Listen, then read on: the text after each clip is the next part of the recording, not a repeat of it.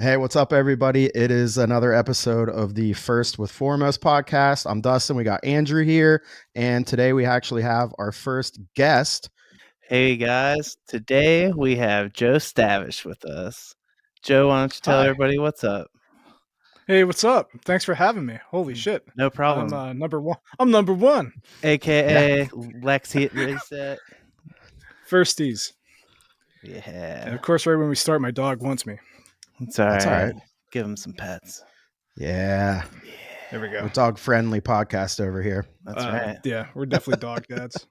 Yeah, Faux show. For sure. So what's up, man? How you been? I've been good. Been up and Good. down and around and just trying to get back into the groove of things. Heck yeah. And, so I that's. haven't seen you since our last show. That was pretty fun. Yeah, that was really fun. That was pretty intense. That was the first time we played out in 34 months because I pretty much went into a hole.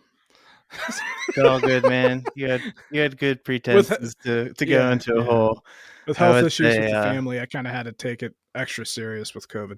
yeah, and So it's totally with the understandable, man. yeah. but For the listener, Joe and I are in a band together called Flechette. He plays guitar, and I do as well. Joe writes all the material, though.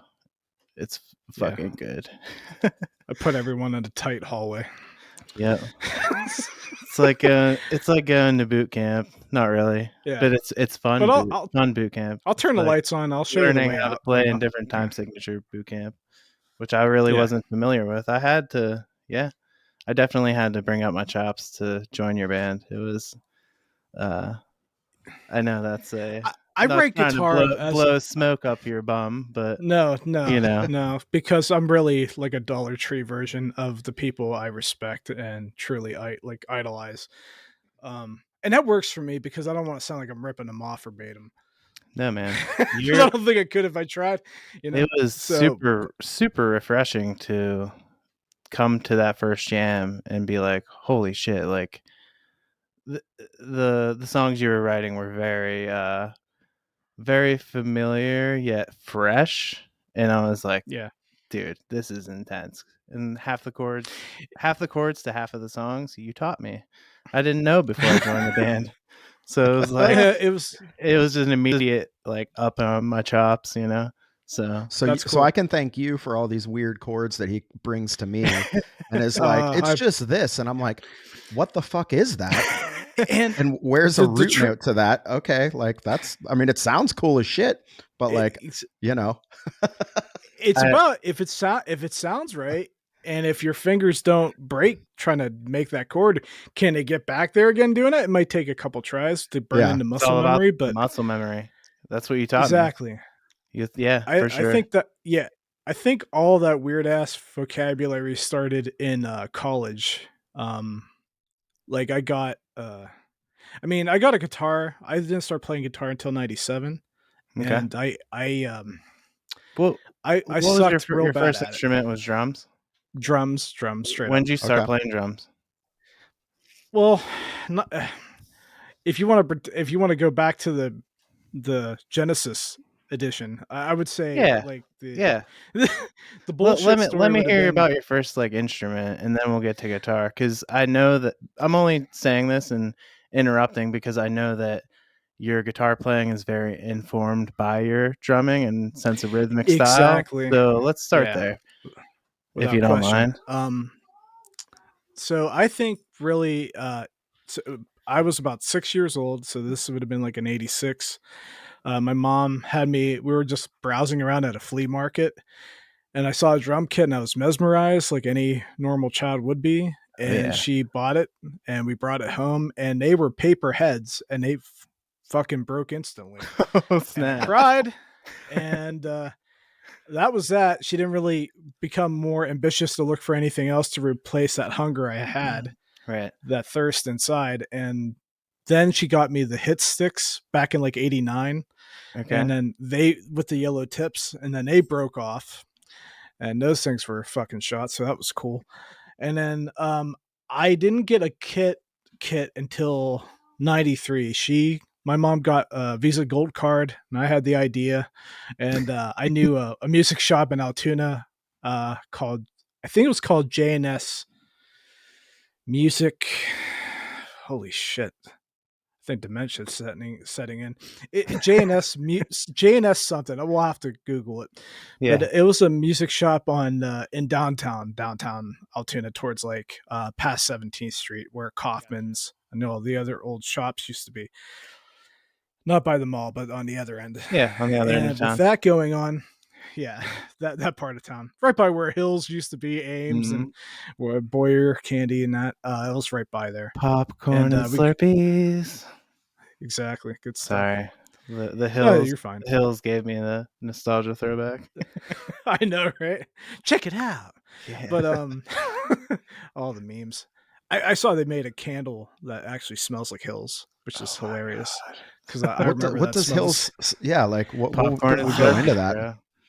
Yeah, it smelled like Hess's. It smelled like Hills. It smelled like the icy machine, and it had like some kind of the store smelled good. It was So almost like, it was cool. you know, I think back to it and it's really on par with like baseball, traditional baseball stadium concessions almost. You know what I mean? Like hot dogs and that Yeah. popcorn and nachos and that type of Okay, thing. so Yeah. they went for like the food court there smell.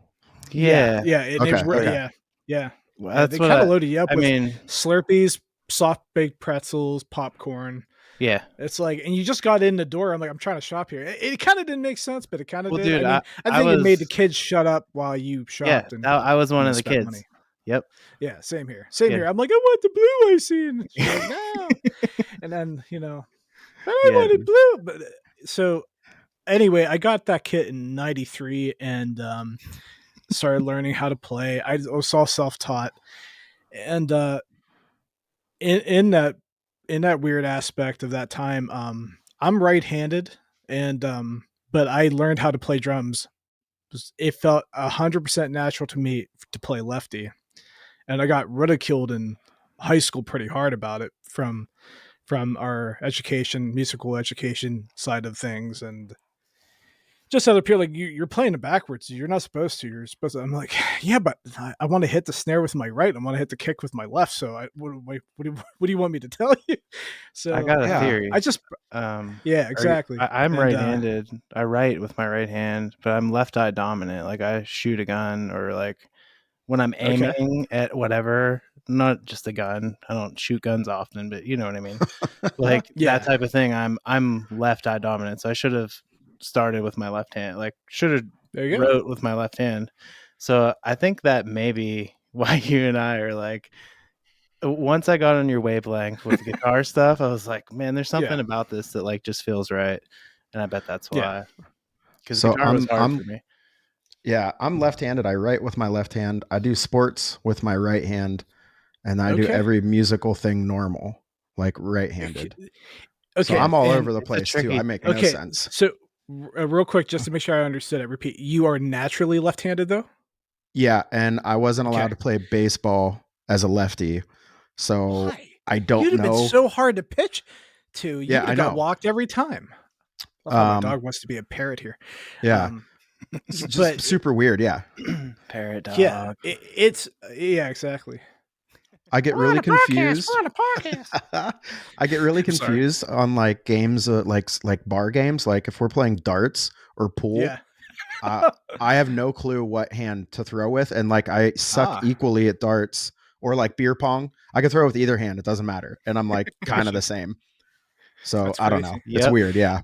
And one of my buddies, one of my brother in arms growing up in music, my buddy Dallas, we were in our first couple bands together.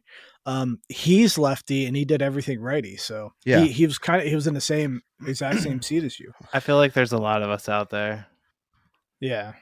Well, It yeah. is. but yeah, I just seem to get a lot of shit about it. I was not told- not now, but yeah, I was told to pick a hand like in elementary Yeah. school because I was writing with both. Okay. so Yeah, but the ultimate, well, I mean, they let me coerced play into drums. right hand writing. Everybody, Yeah. not Gotcha. really, not really. I'm just kidding. Well, I was Kinda, forced into though. the right hand game for for a concert band, so I had to play righty for them. But I played open handed. I was able to cheat a little bit, so Yeah. that was cool. But Yeah. So I back mean, to it that. was what it Sorry to was. interrupt, but yeah, No, you're fine, I man. do find the way that you play drums fascinating. I love it. Oh, cool. I appreciate it. Yeah. But yeah, I was definitely a drummer first, and I didn't get my first guitar till like '97. And I tried. I mean, I learned music theory in high school, and I applied it, but like I just didn't have guitar chops. I didn't have like any finger chops. And then in college, I had that's when I acquired my 91 Gibson, and it was crazy how it happened. Got my student refund. It was like $900. I Hell called the yeah. local music store down in Juniata. Um, why can't I think of the name of it for the life of me? And I asked what USA guitars you got in stock, and he's like, I have an '89 Telly, I got a '91 Les Paul Studio.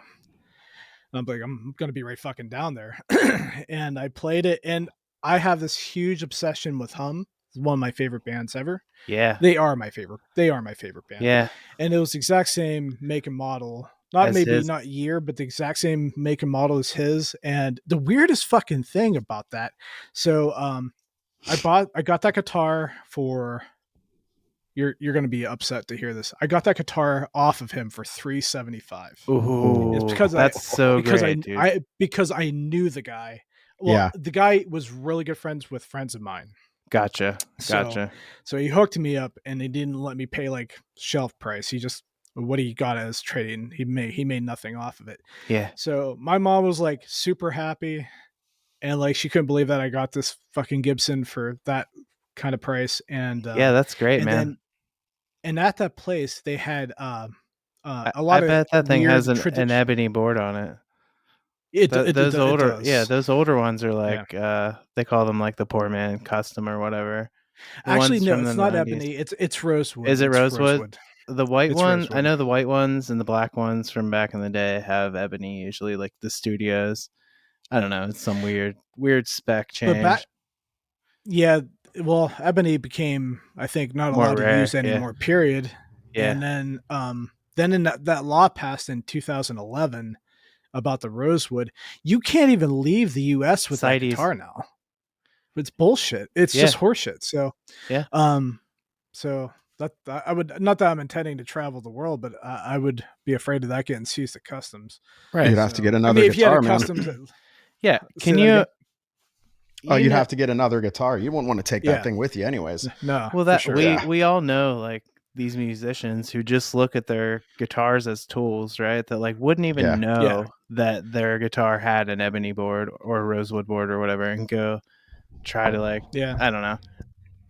I mean, Yeah. I don't want to assume that everybody that tours Europe, because I know they don't have like roadies and all of this shit that they would know the specs and all that. I don't know, but like you know what I'm talking about. Not everybody knows that, Yeah. so it's like a really strange No, thing to be It seizing, is. like especially if they're like possessions, not Yeah. transactions. It was really weird how I discovered it all, because I was working in a group home agency that supports individuals with disabilities, and we did the one individual is fascinated with woodworking, so I set up a huge trip to take him to Martin Guitar Factory. And we went there, and that's a trip and a half, even though their guitars are way out of my price range. Right. Yeah. Like, even if I had, like, here's what blew my mind during that tour. They told us any guitar that was under $2,000 was not made there. It was made in the Mexico factory, which Wow. blew my mind. Like, not saying I'm not shitting on Mexican Martin, craftsmanship. Right. I hate to say it. Sometimes they got the Americans way beat. I mean, that's how Fender Japanese stopped. I mean, like, because they made Fender look. They made them look like asses. They did it way better. That's why the Vista series is god tier. But back to this, it was just like, so that trip was awesome, and we learned so much about the laws with wood. And right after we did that trip, we got home, and then Gibson was on the news when they had that huge factory raid, and they raided the Gibson factory, and then I remember that. They took everyone away in cuffs and interrogated them, all that crazy shit. It was just nuts. over the wood. So there you have it. But so when I got this guitar, so yeah, it played itself. I didn't even have to think, it just did itself. It was horse shit. And with me knowing a little bit of hum on guitar and also being fascinated with the song Everlong and a few others, and I was a huge fan of Filter. I played in drop D a lot. And that's how I learned all those weird ass chords. I just kept trying to just find shapes. I understood music theory and I knew what the notes were, but I just tried to see if I could get my fingers to places that made sense. And if they made sense, then excuse me, badass. Yeah, man, you do a great job at writing songs on guitar. I love them. It's fun. It's one of my favorite things to do. I love when you're showing me a new riff and it's like, oh, this can't get any cooler, and then you're like, and then and it does this. I'm not trying to sound egotistical. It's always a story. It's a story. It is. It takes time. Yeah, we do them part by part by part. Yeah, but it's. And I think that's the thing with songwriting. Sometimes the whole thing will just fly out of your ass and it will sound great. And it just puts itself together. And then there's times where you got to put it away. And I wrote a song last week, like, vocals and all. It was insane. Bam. And then other times it's going to be R.R. Martin. Yeah. And the week before that, fucking like dude, like, the week before that, I was like, I don't know if I can write another song. Like, I don't know. Like, I was like, the struggle is real. Trying to write stuff, and I was like, well, no, that's too much like the song we already have. And I'm like, yeah, what the fuck? Yeah. And then I just busted one out that sounded like our band. It was that's awesome, very fulfilling. Joe, when you write stuff on guitar, does it start like a melody in your head, or does it start like with your fingers noodling away at stuff on the guitar? Like, do you go into it with like? Because I know there's, I hear stories like there's some guitar players that say they're like whatever, right? Like the story of the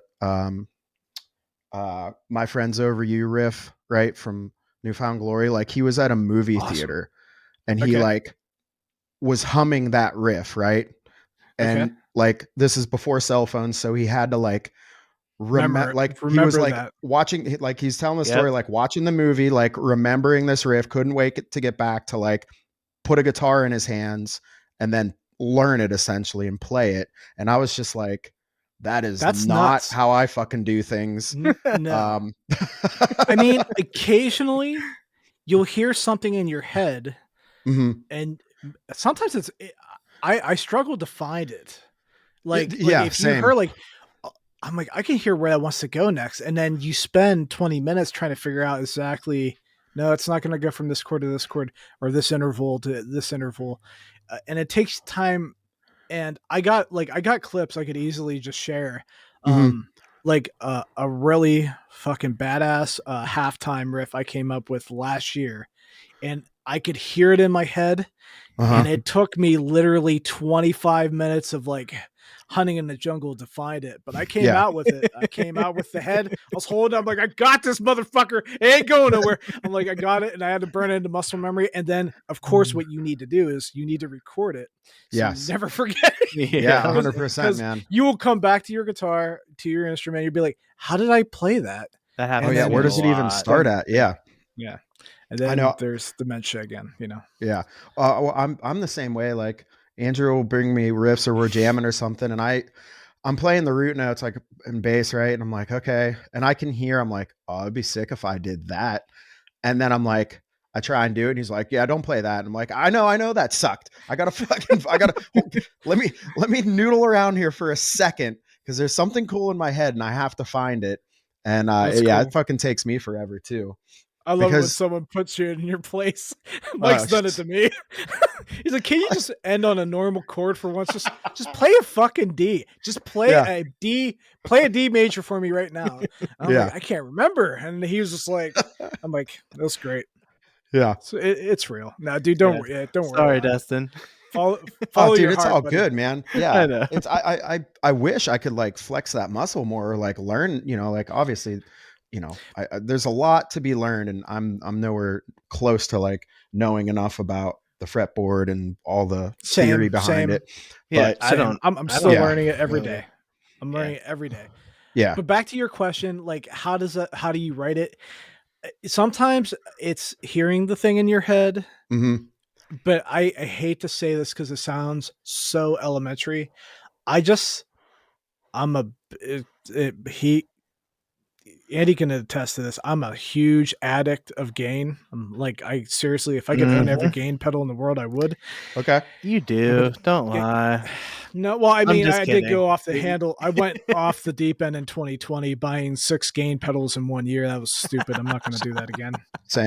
Yeah. That was stupid. But anyway, Dude, it like, was awesome. Don't beat yourself but up like, over that. if you just get a good tone Mm-hmm. and just start fucking around and just like, like for example, I would easily write a song now if I put new strings on and put on like just put on a random good overdrive or a good distortion or a good fuzz or whatever it is, or even like put on the microcosm, get some cool clean and nice string picking. I'll easily find some awesome melodies that work. And then all of a sudden, I'm being fucking weird, writing something in 6/4, going into 4/4, going into 5/4. You know, like and it makes sense, but like it's usually just playing around. Yeah. I I hate mean, to say it. that's not. I don't think there's anything wrong with that. I mean, that again, that's like if you guys were like, you need to write a song, I would be like, cool, everyone leave me alone for 2 hours. Like, I need to Yeah, sit here that's Yeah. and just tough. like grab That's a really guitar tough. Mess with and stuff. yeah, and I'm gonna That's push the a whole tough. bunch of I buttons do a little on. bit of both, actually. Yeah. Yeah. Okay. I think it's hard to force a diamond. I mean, Yeah. Yep. you can sit there and like, let's say you find two great parts and it's just missing that transition, that Mm-hmm. bridge, that connecting part, just from Lego to Lego. Sometimes you could force that out and Yeah. sit there and think, and the great thing is having someone with you with that kind of pressure is Yeah. they could be quickly quality testing you, like get out of it, Yeah. get rid of Or, that. Yeah. or so many What are you times doing it's here? like it's too slow or it's too fast. Like, yo, play that faster. And then you do, and you're like, oh, that's different Yeah, and better. And maybe that works or exactly. something, Yeah. Yeah, just Like, changing the feel, the speed. mm-hmm. Sometimes you play stuff faster or slower. It's like, holy shit, this really hits harder. You Yeah. start bobbing your head and just like Yep. shit's on. Yeah, Or just absolutely. playing it like more dancey or more driven, like like, or just more like no, let's bob our heads and give me a wine cooler. Let's dance this, Yeah. whatever. It's cool, but it's just it's about having fun. And if you're not having fun, go back to the drawing board. I mean, there's people that can play 30-second notes and shred all this Lydian scale and all this other fancy shit, and that's cool. But I usually just sit there and try to let something happen out of fun and what sounds or feels right at that moment. Hell Yeah. yeah. But there's times where you hear something or stuff, or of course, like the greatest artists, they steal. You could sometimes like, man, that's so badass. If I could just morph that and make it my, like, you could be a thief too. I mean, we're all thieves at the end of the day. We're all influenced by something. Yeah. Yeah, So I No mean, absolutely, doubt. man.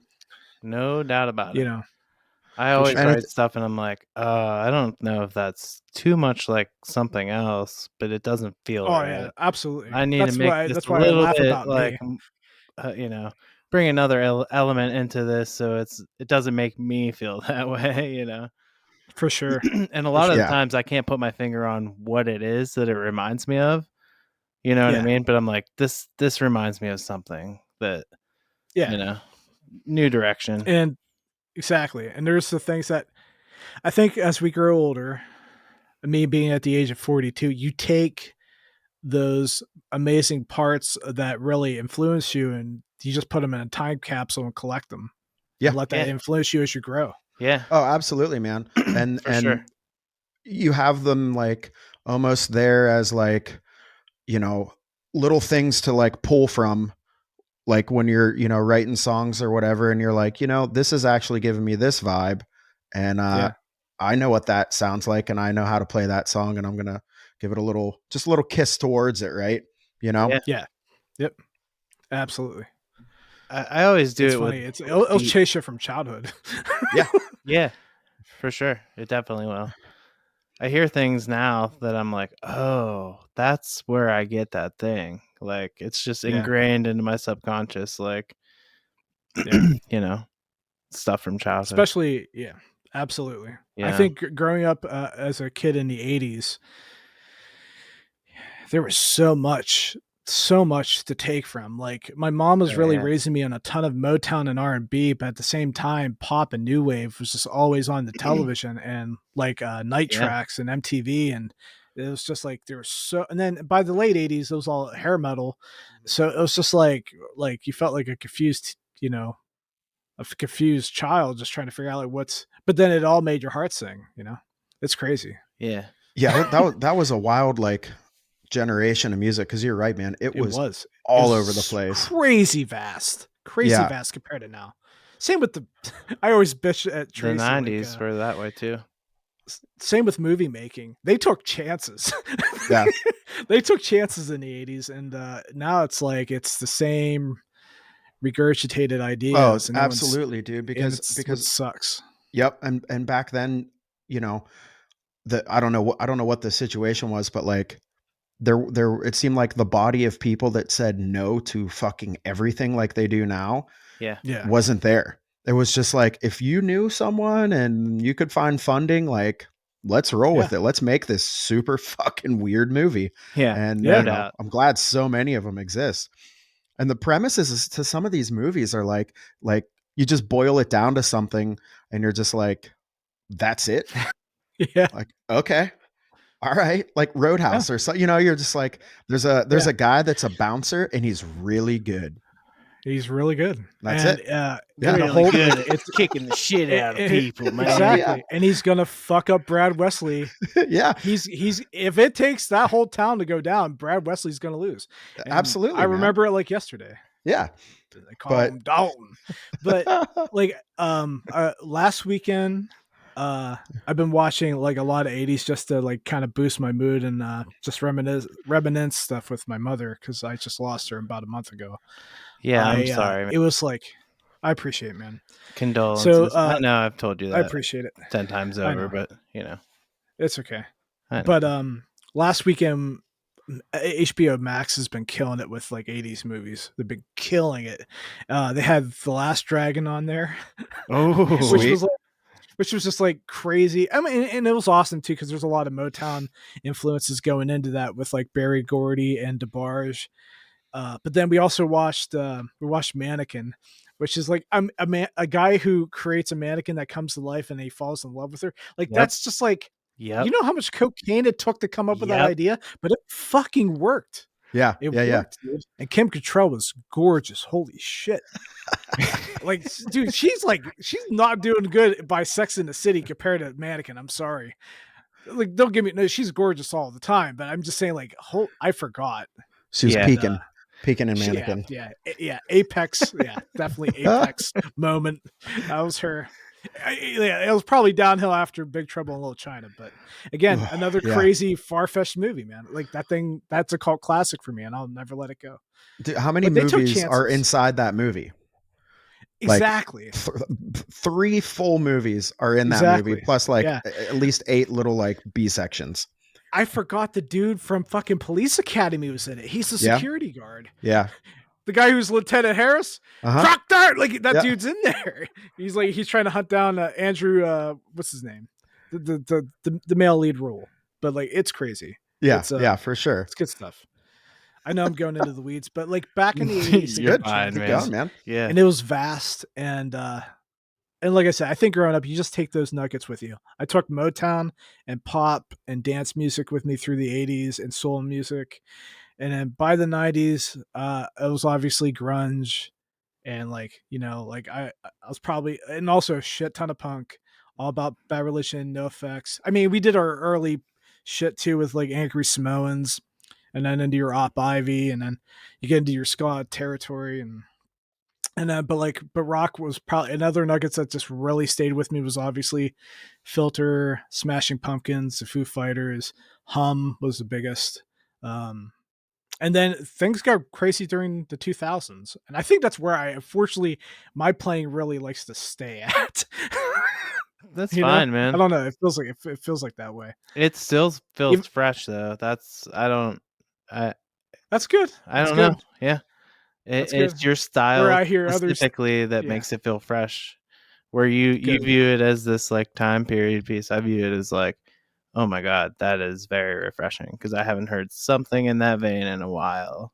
Yeah. Yeah. But then I laugh when I hear others like, oh, he never left 2002, 2003. I'm like, I guess I didn't. But I'll take the tonal aspects of today. I mean, what are some bands that were like heavy rotation in the early 2000s for you? Like probably all over the place. Okay. But probably like when I think of college, it was a shit ton of Hey Mercedes, a shit ton of Hum, a shit ton of Shiner, Dismemberment Plan, No Knife, huge No Knife fan, probably my second most favorite. They're really kind of tied with Hum, but No Knife, Sunny Day Real Estate, massive. I can't wait to see them come April. That's gonna be fucking great. That's gonna be. I can't. First time in like 23 years. I saw Sunny Day with Mike and other friends and older bandmates. We saw them in DC open, not open, No Knife open for Sunny Day, but it was just magical. Rising Tide tour. It was 2000. Wow, 2000. That would have been awesome, man. Yeah, really. They fucking opened with "Killed by an Angel." Game over. Game over. Holy shit. And we were laughing too because for drummers, I never got to ask him. But I'm pretty sure William Goldsmith was playing rides as crashes. Like they were easily fucking 22s. Easy. They might have been 24s. They were Independence Day saucer UFO ships. Like they were just hovering over two White Houses and he just fucking laid into it. It was glorious. It was great. That's awesome. It's good stuff, dude. It's good stuff. That guy rolls. Oh, he's a monster, dude. Mm-hmm. On Instagram, I can't get enough of him. He just I know. I get blisters just watching him fucking throw down. Mm-hmm. He's on another level, hard, dude. For sure. Yeah, for sure. Well, Joe, I was gonna ask you because I actually don't know what was your first band, man. And my first band. And how many bands have you been in between that band and my band with you? Or our band, rather. Your band. A couple. I'm not like, even I've been playing music a long time. I wouldn't call myself a crazy experience. It was a punk band in the 90s with my buddy Luke Brannigan and Dallas Zimmerman, and it was very like Luke was definitely Ramones. I was obviously listening to way too much Bad Religion, and that's really no such thing. But and Dallas just supported us, you know. He's a great musician, still is. He's ridiculous songwriter, and that was in the 90s. That's when I had my Weezer Blue drum kit from J&S Music Mart is, I think, the name of the fucking place in Altoona. Altoona, but, yeah. And then I don't know, but I remember you saying about it. And then I was in another. Yeah. It's cool. And I didn't realize I was in this conversation. My bad. No, you're fine, dude. You're fine. I apologize. That's the problem about like all this. In the room, it's so much easier, but this shit's still really cool. This is awesome to be able to do this from afar. Yeah, no doubt. So like I think after that, it was a rock band that was very go with because of Foo Fighters, the color and the shape. A band called Fairway with Dallas again, and it was very rock oriented. Not punk, but it was very rocking. And your drums in these first two bands? Yes. I'm okay. Sorry. Yeah. No, I didn't know. I really didn't know how to play guitar then. And then in 97, I finally got a guitar. And actually, which is funny, Andy, that Music Man I use in our band is actually from the fucking Fairway band. That's awesome. And that is so awesome. Like if we talk about music scenes from my experience, it was I started going to shows in Altoona in like 95 down at the YWCA. And that amp used to belong in a band that played down there called Tucker. So it just has this crazy local history. And I bought it off of him in 03 after I got that Gibson in 02. And I just kept it in the family, just kept it. I'm never giving that up. That amp will leave me when it rips. Deceased. Yep. It rips. It really rips. It's dark. It's loud. It's got tone. It's great. It records well. It's fantastic. Cuts well. it will never get harsh because of its darkness. You could put the most harshest distortion, it'll still make it chill the fuck out. So is that the first band you played guitar in was with the Les Paul and that Music Man? In Jersey, but Okay. the bands after that would have been Fairway for about like a year or two, and then probably the band I played without question the most in, well, I guess arguable, is at the Alan Smithy Project with Mike in Okay. Johnstown, and we played a ridiculous amount of shows from like 99 2000 till like end of 2002, early 2003 in the Johnstown scene. Okay. And that's when I really became in love with the Johnstown scene. Were In you those like drums 3 in 4 that years too? I drummed in that. Okay. And then Did Mike play electric guitar in that? yeah, he played that same Jaguar. That's That's fucking what kind of awesome. that's what like was making me feel really good about this whole experience of being in a band with him again. Like I Yeah. haven't seen him hold that Jaguar in 20, well not 20, but like 18 years. You know Yeah. what I mean? That is awesome And it was though, just, man. But I didn't see I know you guys have told and me this stuff, but it really didn't sink I in wasn't a maybe. guitar I don't know. nerd. Yeah. I wasn't a guitar nerd yet, and I didn't realize that his Jag was a Japanese Fender Jag. Yeah. And when I realized that, I'm like, dude, do you understand? Going being a nerd here, going in the weeds, I'm like, do you understand? You have like the best neck that Fender ever made.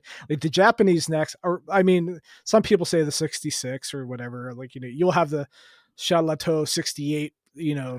Smug people like, no, I think the 66 neck is thinner and more like sure, but the Japanese got shut down for a reason, dude. I know I said it earlier, but they made fantastic guitars, Yeah. and It looks like they like still do. they still do. Yeah. The Japanese know what they're doing. That JV series, man. Yeah, That Shoreline Gold Telecaster. Mm-hmm. yeah, Mm-hmm. yeah. Been looking at that. But Pretty so I was in a sweet, band with Thunder. him. Yeah, I know they make great stuff. I know. But Love it. he rocked that Jag, and I was in a band with them till about end of 02. Yeah, actually, yeah. Now I remember the last show we played was in Altoona that ended up in a band fight, band brawl. Oh, Which was snap. Oh wow. Not us. It was us. Or not like us, but like it was our band fighting another band, which was funny. Excuse me. But now it's our last show, and then I started a brand new Jersey with my local friends Josh, Reese, and Mikey, aka Diego, and we played. That's why we were a band technically longer. So 03 playing Johnstown and anywhere that would have us till 09, and I was gonna very say dancey, that was all guitar for because me. That was my yeah, guitar debut.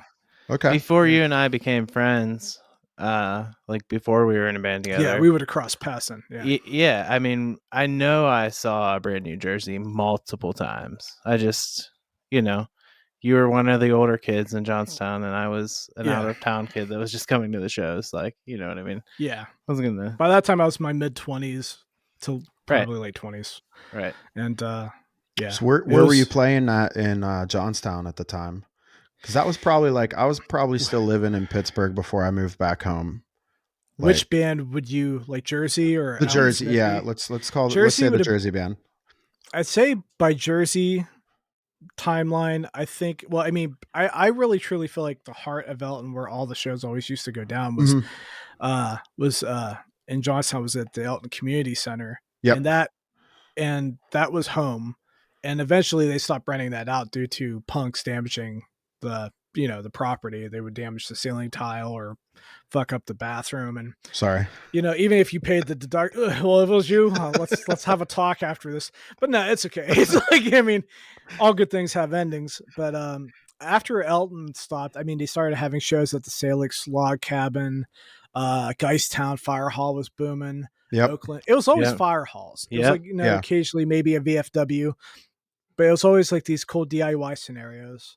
But I've been in those situations playing DIY where I've played almost in every weird ass situation. We played in front of Alan Smithy played in front of a CD store in Somerset before on a sidewalk. That's awesome. And which was crazy. And like, it was, I've played the weirdest fucking shit. And I don't care. I like even the time when, I mean, we can get into like favorite shows or favorite times that we played, but I'm trying to think of other places in Johnstown. It was like, No, well, the Good Seed, yeah, like at the cafe, um, I'm there which with you, was, man. It was kind of like I was kind of asking that to I see never like really have you. was it the fire hall like scene, because that's what I was thinking. Like I grew up pretty close to the Geistown one, and I Nice. used to go to all those shows. I mean, I went to the Elton shows too. I remember just like even if we didn't know any of the bands, you would just go. That was like what you did. You like figured out a way to get there and just Yeah. fucking went. And I remember I mean I was at some of like again, I would just show up, right? And I'm like, oh Yeah. fuck, this is like a hardcore punk band. And like we would have fun and shit, but like I remember being like, I don't know how long you're gonna keep doing this if they keep booking bands like this, you know? Exactly, because it was that's the beauty about, I think, that scene, and I'm so glad to have been a part of it. I'm not saying it's like gone. It's had its ups and downs Yeah. of frequency, but like it was always a melting pot of style, Yeah. and Yep. there was like That's what I there was love about it, man. and That to it be, was I don't think very people awesome exactly. I to don't be a when we young kid played going to people that kind of thing. right. When Alan Smithy played, kids danced. Um, when Rusty Knife, I say it like Rusty Knife. When the punk band Rusty Knife played, That's not a uh, knife. It's a yeah, rusty knife. that's a Rusty Knife, and people trashed the bathroom, and it was bloody murder, and it was cool, except for the damages. But like, and then you had like, you'd have like Tiger Army come and play, Yeah. and then you'd have like, and then like even like there's all, and we would get lucky even getting bands coming there to get them to play. Like we had Mock Orange fucking come to Elton to Yeah. No play. shit. I was Mock yep. Orange, like they are like, yeah, That is insane. That's yeah, awesome. and we actually Alan Smithy wrecked. We rolled our van that night on the way to the show. Oh Mike and Matt shit. were super injured, and they still fucking played because they knew how much I loved the band. Oh shit. I felt so bad. They're Oh troopers. man. They're sweethearts. But like you'd have Mock Orange come there to play. You'd have like Copeland Yeah. come play Geisttown, for God's sakes. Like all these awesome bands, like bands you didn't think would do it. Like Kofax was signed on Vagrant and they played Oakland. I mean, the Plain White Tees played Oakland.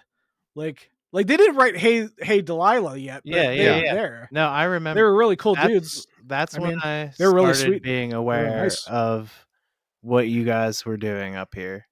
Because I Yeah. was so young at that point. I mean, Yeah. but like that's when I was aware of like, oh, there's like actual shows in Johnstown too, not just these random ones. And at Yeah. Chevy Chase or whatever, like these kids are Yeah. doing it And in then Johnstown as well. I'm leaving out Indiana. Like Chevy Chase in Indiana, and then Altoona. It seemed like when you would play Altoona, fights would happen. I'm not Yeah. shitting on the Altoona scene, but like Alan Smithy got into a fight. Jersey almost got into it with some neo Nazis in '05 at the Lions Den. Like it Jesus. always seemed like bad people were always coming around. But I mean, like there was good people at the show. The promoters were nice. It wasn't like, it's just the luck of the draw. Yeah, It yeah, just seemed yeah. like trouble hung around in Altoona more, I seemed, at least, Yeah. or they were looking for shit to do. But it was good and it worked and it was fun. But like Altoona, like Johnstown, Indiana, um, all the DIY kind of scenarios, between VFWs, Seward played some awesome shows at the Seward VFW. Mm-hmm. That's awesome. And then occasionally you get lucky to play some bigger places, I mean, Alan Smithy did get to play the Metro once in Pittsburgh, and that was probably the most intense show I've ever played. That's Or awesome. second most intense show. That was nuts, but that was cool. But yeah, but I mean, those kind of places, Hell yeah, dude. Who'd you play around with that. at the Metro? It was a group of bands. Okay. I think it was a battle. If I understood it correctly, it was a battle of the bands. Okay. but it was packed. Yeah. And even though no one knew who the hell we were really well received, or at least I felt that from the crowd. Yeah. And again, I was judged from the sound guy for you have to fucking drum left-handed. Now I got to switch the fucking kit around. I'm like, whatever, buddy. I'm Your like, fucking job. Just take 2 seconds and do it. exactly. We'll You keep each mic, goddamn 3-4 left-hander. fingers from the. Yeah, it's like Jesus Christ, dude. Like, I'll fucking help you. Yeah. Like, but anyway, but it is what it is. It was cool. It's been real. It's been fun. But yeah, those are the kind of places playing around like in Central PA. That's awesome, man. That's cool. You were part of that scene, man. Because I mean, I'm 2 years younger than you, and I was, 2 years behind. I wasn't in a band until I don't know, probably like whatever I'm gonna say, like 2005 or six, maybe something like that when I started. Um, and I mean, I went to all those shows and probably saw you, and just was like, I mean, I used to follow like Justin around from like whatever band he was in. I was just be like, oh, cool, because I would like hang out at the fucking tattoo shop, Cool. and Yeah. and just be like, when are you playing again? And he would just tell me, and I'd be like, cool, I'll be there. Like, I don't give a shit who's fucking playing. I know, because I think like Justin, you're talking about Last Hope, Justin, right? Yeah. Like we played with them a fucking ton of times. I would always laugh about how loud the AC30s were. Oh, dude, because they're still doing it. Like, do you? I always like, are you trying to make the AC30 stack him as tall as Justin is? Because he's like fucking Shaq over here. Like, I mean, I feel like that's the objective, and I don't know if I can hear Chippy anymore in the kit because like, but it's crazy shit, Yeah, true stuff, Decibels are real. For sure, man. I've lost my hearing. Yeah, but there's now, I just remember looking at the bass rig for the Last Hope, being like, Jesus, like, oh yeah, dude, it's huge, man. It was like multiple 810s, I believe. It's like, but it also always sounded wonderful. Like, yeah, it was a reason they played a fuck ton of shows. Yeah. When you stand by an 810, your back hurts just looking at it. Like you can just feel that weight. Like I never really saw like an 810. I don't mean to go down a rabbit hole. Like, oh, let's talk about back pain from music instruments.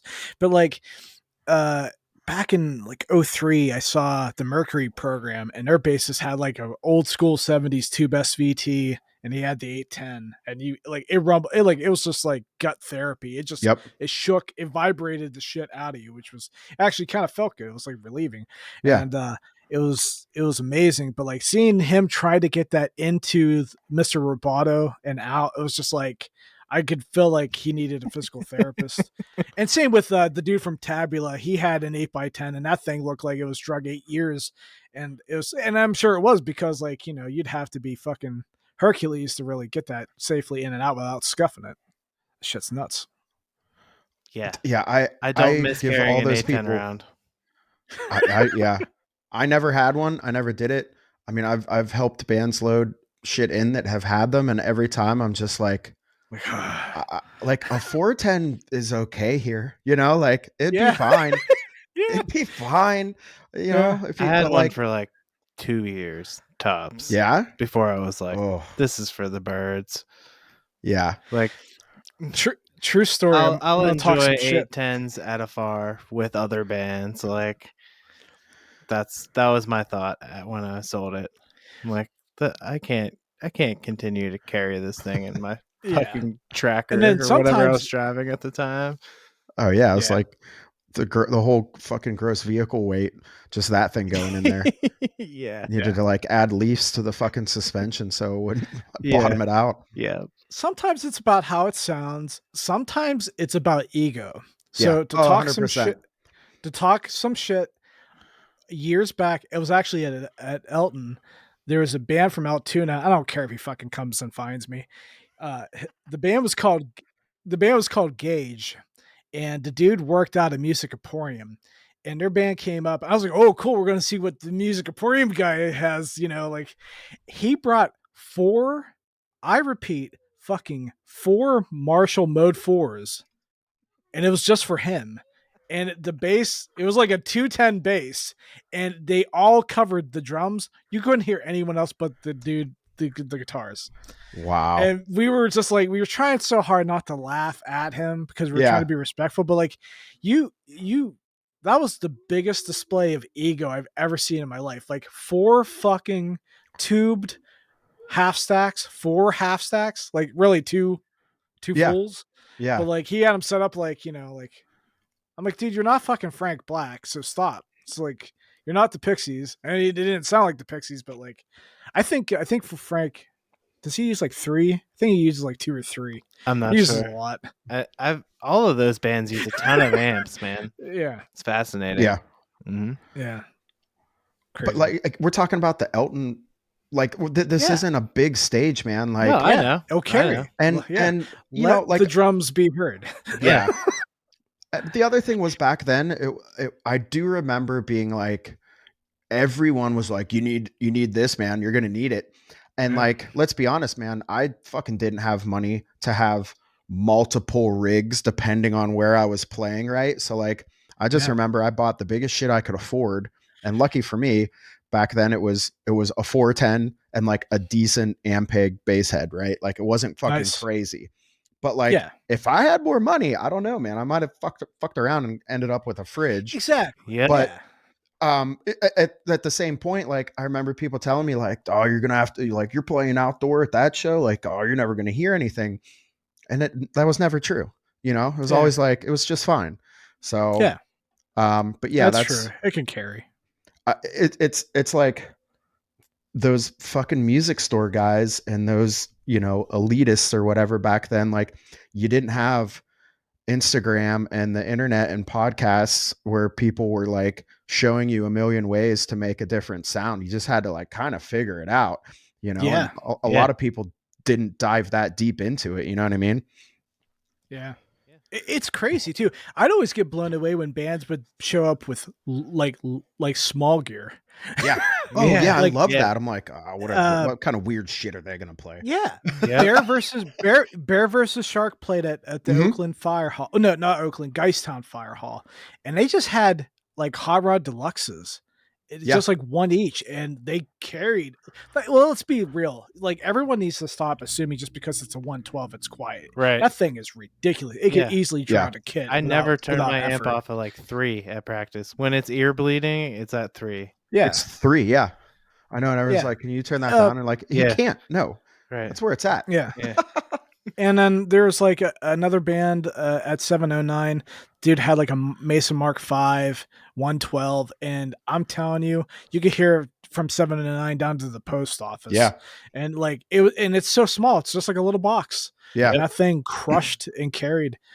And then that's the fun thing about gear. It's I like being overwhelmed by something small. Like I dig that too. Like don't get me wrong, I like it's cool if it's big, but it's amazing when you see a small amp carry so it's almighty, Yeah, for sure. It's cool shit. I agree, man. I agree for sure. I root for the underdog. Yeah, I root for that little amp. I went and saw John Snodgrass at Club Cafe in Pittsburgh recently, and cool. He's like old school musician guy. I don't know, like Drag the Rivers, probably like the most famous band he's been in. But anyways, it was kind of a super weird show, but long story short, like he was the guitar player for like 3 of the bands that night, and just had like a tiny little fucking 110 Fender combo thing. No, like a fucking tuner pedal. Then that was it.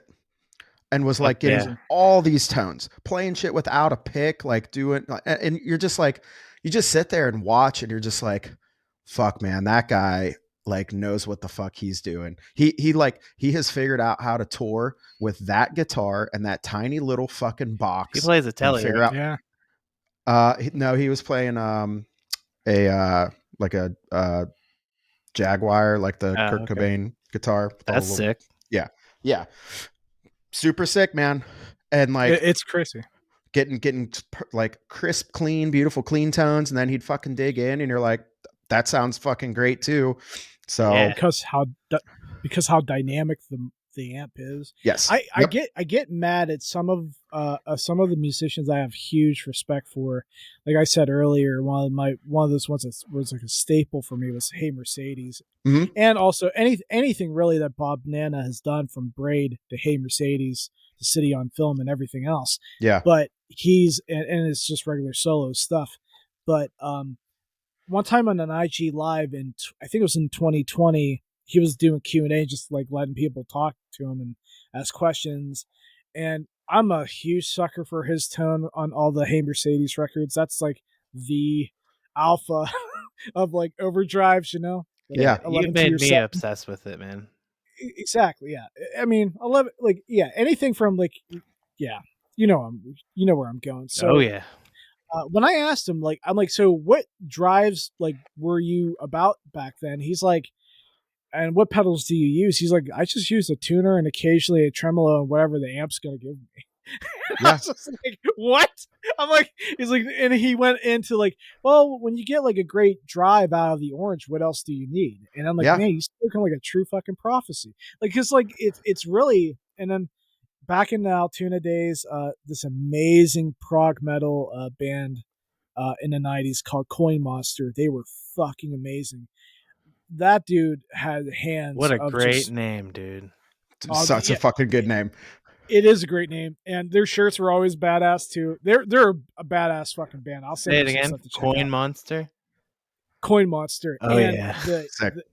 We asked him, like, because that name was so unique, and he said it was he heard it because someone gave this machine in the arcade. Pinball. Oh, check out that one, man. That one's real fucking Coin Monster over there. You'll never stop playing. I was like, yeah. I'm like, wow, that's a really cool way to take that name. I was gonna say arcade slang. But John Ryder is a ridiculous guitarist from, I think they were from Newcastle. I think he's out of Pittsburgh now. Ridiculous guitarist. But he used to play a Mesa rectifier. I think it was a rectifier, and out of just 2 cabs. Yeah. And back then, being in the 90s, being a drummer, I didn't know shit about guitars. He only had this small little box, and he would just step on it, and it was the game over distortion that you dreamt of. And I didn't know what it was, but obviously back then, and he came clean about it. Because I thought, like, what distortion box what were you using, man? Yeah. And he's like, it's just foot switch. Just foot switch. I just use what's coming out of the amp. I'm like, oh my God. Give the amp a chance. Yeah. Hell yeah. It's funny because like, that's cool. All we're saying is give the amp a chance. Give the amp a chance. I know, like, maybe I'm wrong here, but like, you were asking that thinking like, whatever box he says, I'm fucking getting it, and I'm going to get that tone. And it's not what you want to hear when it's like, dude, it didn't matter. There wasn't a magic box. Exactly. Whatever Bob Nana would have even said on that IG Live, I'm like, I'm going to place an order today. And you had reverb on another tab already ready to go. You're like, I'm fucking buying one. Exactly. And when he told me a tuner and a tremolo, I'm doing like he can't see me making this face. I'm like, thank God this wasn't in person, because I'd be like, what the fuck are you saying, man? A tuner and a tremolo. I'm like, this is like peanut butter and jelly. I want, this is a boring ass meal. I want some goddamn tone. I'm like, but the tone's in the amp, you idiot. Yeah. And I was like, okay, I get it now. Hey, man, toast the bread first. You know, no shit. All right. A toasted deli sandwich is better than a regular fucking deli sandwich. I get it now. It's crazy. It's the simple things, and it's awesome.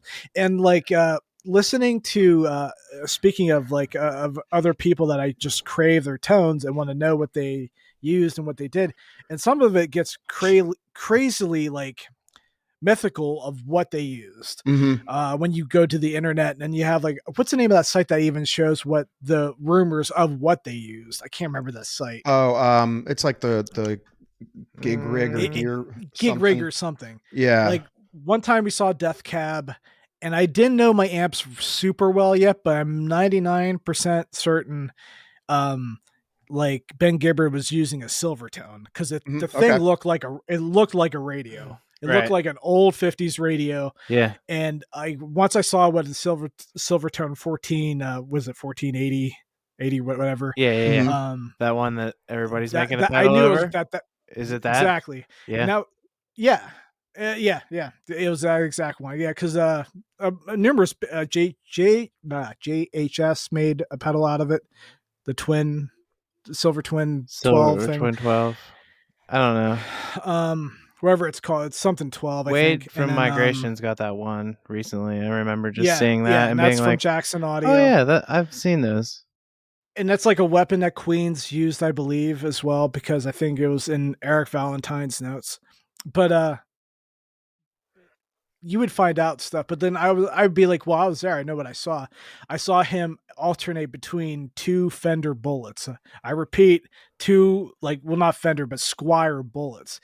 Then you had, what's his name? The other dude from Death Cab, Chris Walla. He was Chicago Music Exchange, 20 grand of shit on the right side of just like changing guitars almost in between parts of songs, not just every song.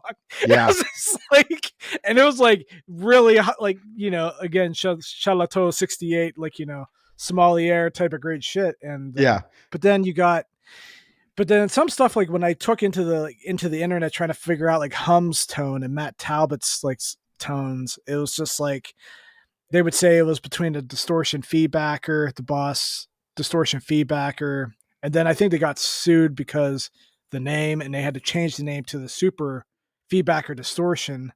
Okay. But then when he was interviewed not that long ago in 21, I think, by the head dude of Shiner, does a podcast called Third Gear Scratch, really great podcast, and he interviewed Hum or Matt Talbot about the Hum recordings, and he said, like, again, the magic was pushing the amp until it was like inches from death. He wanted it to sound like it was laboring, and that was like the magic of how, but it wasn't really like a certain magic dirt box. It was just pushing that amp to the brink of destruction. He wanted to make it sound like it was on the verge of collapsing. And that's what you prefer an astronaut is. That's what that distortion. It sounds like that amp is going to fucking explode, like Back to the Future when the speaker goes and it shoots Michael J. Fox back. Yeah, exactly. I love that scene, man. It's epic. Yeah, it's truly epic. Oh, so great. It's the same. Everyone's chasing, what's his name's tone from Caius from those, like, that first album. Absolutely. And it's the exact same thing. And it turns out like it's just some shitty PV fucking thing or something. Well, there's the PV Decade, and then there's another one from it's Black and Yellow. Why can't I think of the name of it? The dude from YouTube, Living Room Gear Demos. Yeah. Absolute phenomenal channel. The Absolutely, dude is amazing. He is seriously the spirit of Hami's like playing and tones. Mm-hmm. And he nailed it with it's a Black and Yellow amp. Why can't I think of the name of it for the life of me? Black and Yellow. I don't know, man. I can't think of a Black and Yellow one. Black and Gold Marshall. That's the only one I can think of off the top of my head. It's a fucking Wiz Khalifa, yo. It's a Wiz Khalifa. Black and Yellow. Black and Yellow. Lights are going off. But like even that, man, there's so much, like, you go on the forums and there's people arguing like, yeah, that's what he just said in an interview, but actually when they recorded, it's like, you know what? Like nobody probably knows except for them, obviously. But the thing is like he went postal when Eric Valentine did a very detailed video about songs for that record, for Songs for the Deaf. Like it was just, he was a complete dick about it. I mean, I've lost a lot of respect for Hami because he is a dick, but man, he's a crazy player. Super crazy. Moz Valve Rail Tube Overdrive. It's by Tube Works. Okay. It's a real shitty amp, and he nails. It's real. It's like it's an epiphany. Like you hear, like that is Songs of the Deaf. That's like, that is it. Yeah, and no one knows. Like it's just that tone. Yeah, and like everyone's chasing that, like playing it live or just like getting close to that tone, and like listen to them live. It's not like it's him playing guitar. Like, yeah, it fucking sounds like that, but like it's not even identical to the record, right? Because you can't take that. Like, it's a studio environment. You're doing a bunch of weird shit trying to get like exactly what you want. Yeah, right. our EP has an AC 15 on it. I don't even own one of those. Like, yeah, and that's okay. It could have anything on it, right? Like, you're that's why you're there. That's what you're paying for, is like a product that you can be like, this is like a finished piece of art. This is what we want it to sound like. Yeah. And I mean, there's definitely been bands that have gone too crazy with that shit, and then they go on tour and they're like, "What the fuck are we gonna play this stuff?" Yeah. But like we were talking about before, then there's guys that just go up there with a fucking guitar, a tuner, and a little tiny box, and they're like, I'll figure it out. It's fine. I'll figure it out because tones in the hands. Yeah. Whatever the amp gives. 100%, man. And unless you're playing a show of a crowd of only nerdy guitar players, no one fucking cares and no one fucking notices. Right. Which is like it. I don't knock the gear stuff because I'm into it and I fucking like it. And I don't ever want to tell anyone like, don't do that. Right. But like, it is funny because you definitely like don't have to. Right. No. Yeah. No. Everyone needs to realize too, especially these days. Weird. Yeah. Yeah. Because I don't mean to be in that cliche about tones in the hands, but like it really is. And that just doesn't go for guitar players. If you put a drummer on a kit and have it tuned like whatever way and take him off, put another dude, it's going to sound completely different. They hit the drums differently. Yeah. The bass player plays, they pluck the strings differently. It's all about how they approach it. Yeah, dude, absolutely. It's a combination of a million things, man. And then there's definitely like outlying songs with like super weird tones, right? Like, and that's kind of its own thing, but like we're talking about 99% of the rest of it, right? Like if you're going to play Sledgehammer from Peter Gabriel, like you need flats, you need a fucking octave pedal, and you need to play with like you've got to kind of put the formula together there to nail it, right? But like anything else, it's kind of like, hey, is there a pick or is it fingers? And just fucking go at it, Yeah, for sure. It's real. Yeah. And it's it's how you do it. And same thing with singers. You can put someone who's not an experienced singer in front of a U87. We'll see what happens. You could put it through like a $10,000 mastering chain, but you could put like Frank Sinatra with a shitty, like you can put like you can put any super skilled singer in front of the shittiest fucking $20 pile mic off of Amazon. Exactly. Adele, beautiful example. Like she crushes it. And like she could make her like talking in the background. Like, it's just about like, it's about the person. It's about learning your instrument and learning how to play. And anyone can make anything sound great. That's the truth. You can't be elite about gear. And I mean, we can, but in a comical sense. Yeah, like, absolutely. PV's took its fucking hits, and God bless them. I mean, I really feel like PV should have took its hits for how heavy those amps are. Yeah, dude. I'm pretty sure I have a herniated disc helping my friend with his full stack. It was dude. It's tweed covered like your deluxe. And I'm telling you, there's easily 4 or 5 bodies in it. It feels like that. It had like 4 Alnicos. Like, those things seem like they're like insulated with like 6 layers of like sand all throughout. Yeah, sand, cement, and anvil for magnets. Yeah, just like, why is this so heavy? Oh my god! Why didn't they get fucking Like they should. Every amp should have had fucking rollers. They should have. They all should have had wheels and grab handles. Yeah, for sure. Orange, and then PV, start doing fucking casters already. Come on, guys. Yeah, get shit on wheels for us. Getting old. I've already modified a bunch of amps. Like, oh, no caster. I'll put a caster in it. Like, guess what? They're going on there. 4 Fender casters, $16. Yep. I revived this Marshall I got in 2020. This cab in Johnstown. It's beautiful. I got it for $150. It's a JCM. It's an actual 800 cab. Mm-hmm. It was, I think we dated it back to 86 or 87. And I didn't realize those plastic casters, like I didn't know Marshall I never owned a Marshall until 2020. And those casters are plastic. I don't understand how they supported that kind of weight. And I don't either, man. So to That buy seems like Forecasters would have been like $120. They were pretty pricey too. And when I took to the internet, they're all like, "Oh, they break easy if you look at them wrong." So I was like, Fender Casters are steel, and they're like they're invincible. Yeah. 16, $18. I just drilled, modified, put them in. I'm like, Yeah. I'm not carrying this thing. I can't do CrossFit. Yeah, perfect. I want tone. I don't want to, I don't want to be in a CrossFit class. Yeah. Yeah, exactly. Yeah, man. You'll be in CrossFit with that 8x10. That ain't happening. That cab looks beautiful with the grill and everything. It's a good time. It's a good time. I love that grill. Yeah, me too. For sure. It's my fave. So yeah, man. It is. What else do you have? What else you got going on? Anything you got coming up? I know it's kind of quiet on the band front. Yeah, no, I'm writing. I kind of consider it like a rebuilding season. I was working on a lot of material and kind of needs to be retaught, so I got to work on that. The guitar stuff's always going well for me.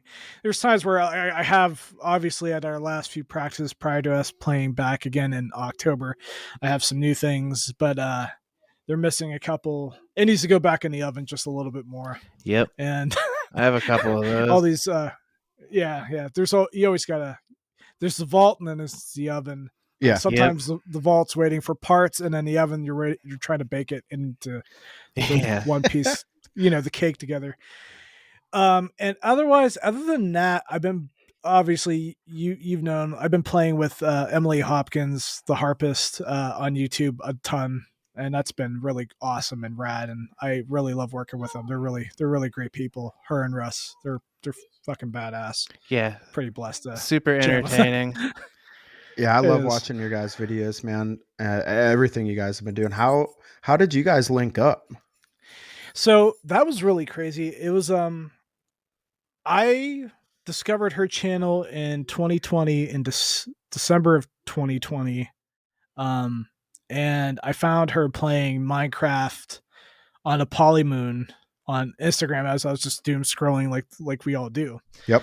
And I fell in love. I liked it, and I followed. Like I instantly followed and became obsessed with like everything she played. Like it was refreshing to hear us being gear people and me being definitely a gearhead and pedal.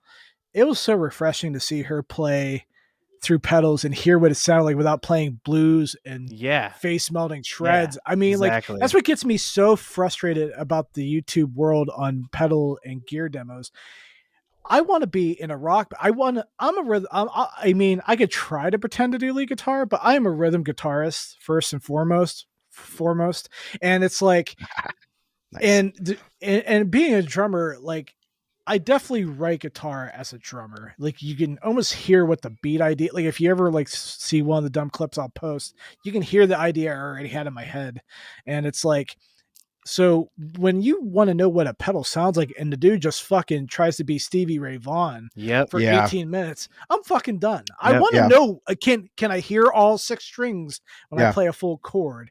How does the low end? How does the high end? Like we don't get to find that out because they're just, they're shredding, trying to how quick can I get to a fucking squealy note? Yeah. Yeah. Exactly. I love the fact that you can hear the huge range of frequency through the effect, like because I don't know how many strings the harp has, but it's like it's such a large range of frequency that you can hear like, oh, like this is how this like high end is coming out or whatever. You know what I mean? It's just like a super I don't know, it just seems it's a very efficient way to demo a pedal, like an effect pedal. Especially like a modulation one or something like that. 47 strings. By the way, yeah, holy fuck, it's crazy. That's a lot. And I complain about 6. Yeah, exactly. We don't know. I'm hesitant to get a 12-string guitar. Yeah, and to see her change pedals down at the bottom, it shifts. It does the accidentals. It's crazy. Yeah. So she puts in some serious chops to play that shit, and it's crazy hearing it in person. She was on her way through to do the JHS segment that she did when she was Yeah, it was awesome. There, she was featured on her channel, but when she stopped on her way back, and I got to play her Dusty Strings, and to hear how that tonal sound is, it's like it really pushes the envelope to let you know what gear's going to sound like. I Yeah. think it does, especially if you want to know how the low end, man, that is low as it gets. It's like. Mhm. Like, I don't know, that 60 hertz to 200 just like Yeah, just man. comes right That's at what you, I'm and it's saying. just like and poor Russ has to scoop that out and get it Yeah. tamed probably. And but it's really fun. But like how I got hooked up with them was in so in 2020, that's when I found them, and I just started to chat her up, but I didn't really like reach out or anything. Mhm. Then in March of 21, they did a producers like thing where they're like, hey, I'm going to put out this part and you can do whatever you want to it and turn it into a song. So this is like a producer challenge.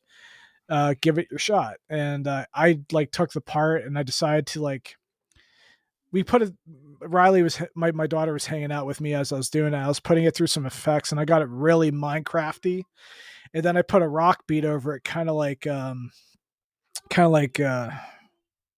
boy, am I having dementia. I just put a more up tempo rock beat, like We Laugh Indoors from Death Cab for Cutie. Yeah. And it was just, it worked really well, but It did. it really caught them off guard. And they didn't expect that. And they really dug that. And they're like, hey, do you want to do some more drums like this? Or like have some, try to take a shots at stuff? And I'm like, yeah, absolutely. And we've been doing that since then. It's been super fucking rad. They're awesome. And it's cool because the way the formula is, I'll usually write stuff first and she writes to me. And I always she gets surprised by whatever I give her. And then I get surprised by whatever she gives me back. So it's really cool working from afar like that. That's awesome, I man. love That's got to seeing you be. play drums. Go on, Dustin. Hey, thanks, man. Yeah. It's just got to be like so creative, like such a weird creative like process to be, I don't know, involved in something as like crazy as that.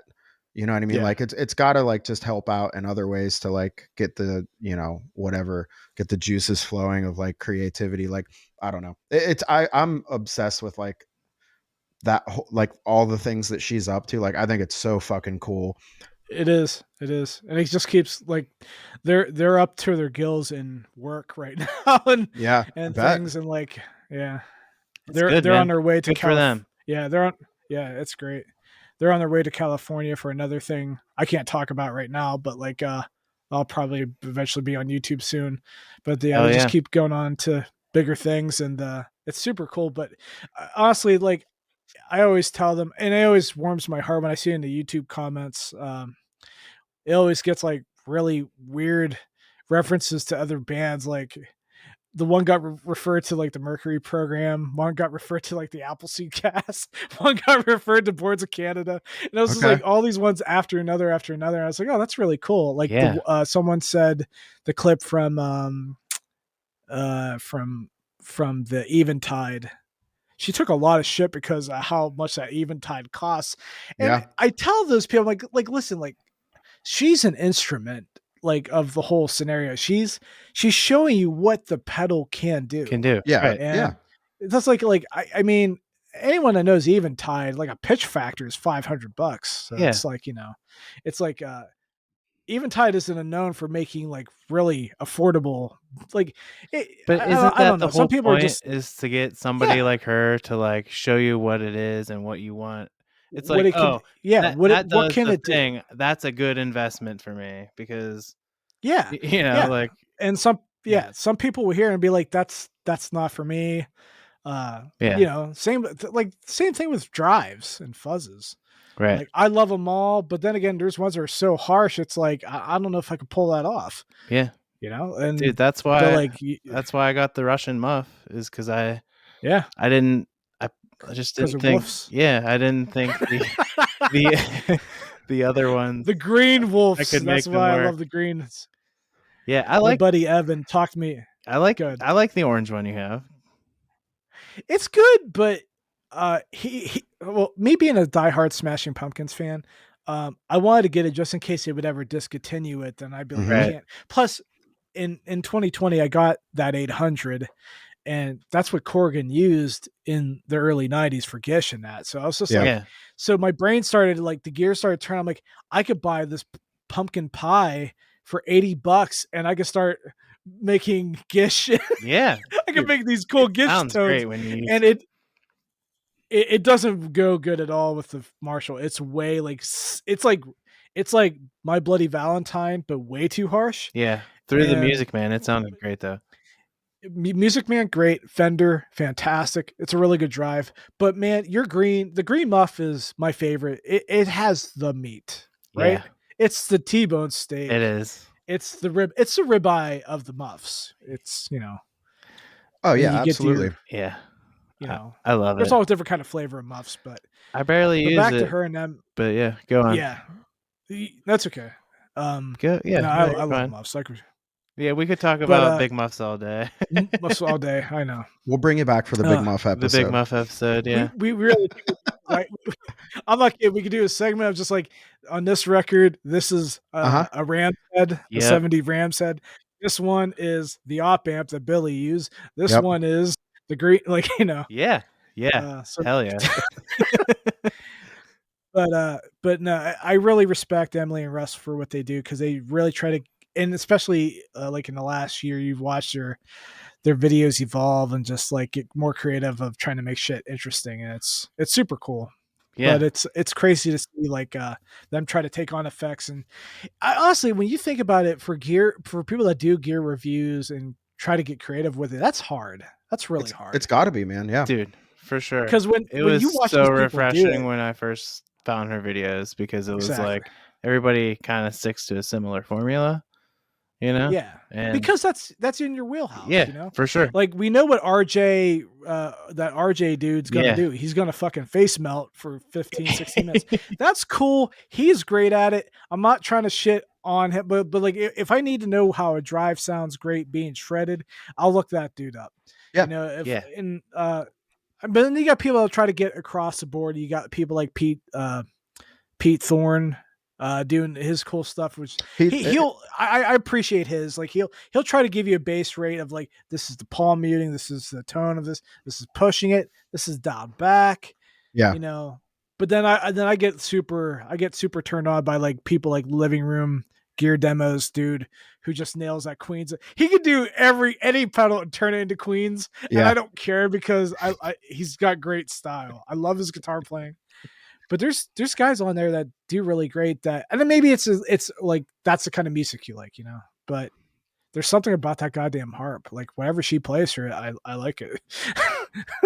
There's nothing else that's ever been like, you've never seen anything like that. So like, every video you're just like, yeah. Well, one, it's such a, like, I don't know what I have no clue how to fucking play a harp. So like, also I'm always just staring at it like, take all the pedals out of it, and I'm still just like, man, that thing's fucking cool. Like, it is. How do you do that? It is.